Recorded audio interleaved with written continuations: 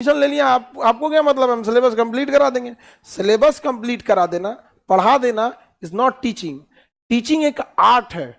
आप जब रिवीजन करते होंगे ना तो आपको कुछ ये हमारी लिखी हुई चीजें याद आती होंगी, ये स्ट्रक्चर याद आता होगा, हम जिस लहजा में बोले वो याद आता होगा। पढ़ने के लिए तो किताबें ही हैं, नहीं समझे। खत्म करा देना सिलेबस मतलब क्या होता है, वो एक टीचर का काम होता है किस तरह से उसके दिमाग में उतार रहा है। यहाँ पर अब कहीं पे भी इस चीज को ध्यान से समझ, वहां बताता ही नहीं है। और उसके बाद जब लड़का फेल होता है बेचारा, या फिर वो उसका नंबर खराब आता है, डिप्रेशन में चला जाता है, तो गार्जियन उसको कहते हैं कि इतना पैसा लग गया, कर्जा लेके पढ़ाए थे। अरे काउंटरवा में जब पैसा देने गया तो मुंह में दही जमल था।